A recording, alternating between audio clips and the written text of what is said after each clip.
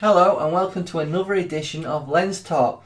My name's Paul, I'm your host for today, and let's get to it. Basically, this is the Sigma 150 to 600mm sports lens. f5 to 6.3 DG OS HSM. It's a fantastic lens. Build quality is top dog. Basically, it's built like a tank.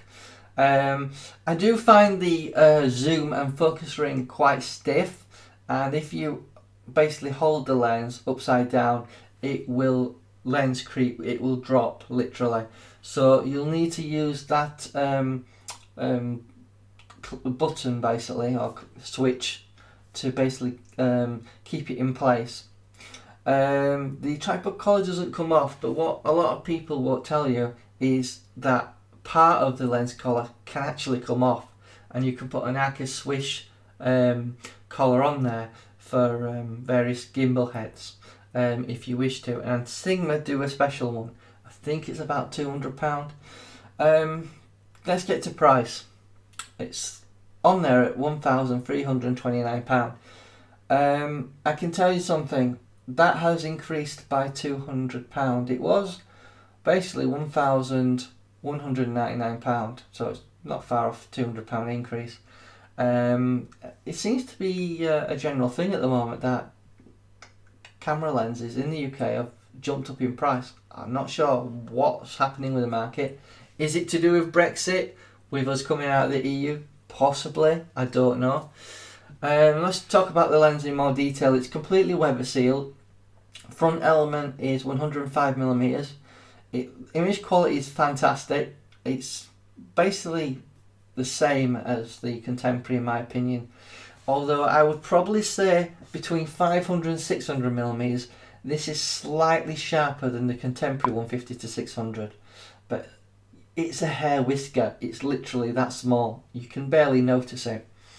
In terms of what I think you would use this lens for, I would probably say Safari, because weather sealed. It's going to stop a lot of that sand and dust getting in there, and keep it cleaner. It has a good lens hood made out of metal, so it's good quality.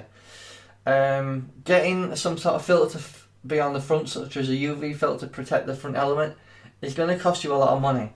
It's about £150 for the WR lens filter protector, basically because it's got shatterproof glass on it, basically to stop anything getting through it.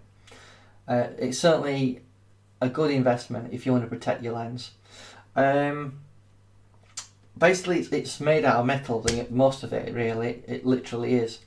I've seen the inner workings of it as well, and the majority of it is built out of aluminium, so it's very strong. The actual lens collar does sort of travel on a bearing, so every I think it's 90 degrees, you hear a little click, so it tells you when it's level. So it's up to you obviously guys, but I do recommend this lens, but the weight might be an issue for you because it is about 3.2 kilograms in weight. Add a camera on there, you're probably talking closer to 4 kilograms. It's debatable what you might want to do, but you could possibly consider the contemporary with a second camera and second lens to be equal to the weight of this lens. I will be having a treat for you guys, by the way. I'm going to be comparing a 500mm Sigma Prime lens versus the contemporary 150 to 600. That video's coming up at some point, so keep an eye out for that video. But this discussion really is to talk about the benefits of the 150 to 600 lens. Obviously it does have custom functions, so you can modify the autofocus. You can use a Sigma dock to modify that obviously, and it has various focus limiters on there, such as I think it's 8 meters to 10 full, and then from 10 meters to infinity, something like that. Anyway, it's really a fantastic quality lens if you're in the market for a long telephoto lens. but keep in mind that the weight of 3.2 kilograms might be too heavy for you. So the choice is yours. I hope this video was helpful. Thank you.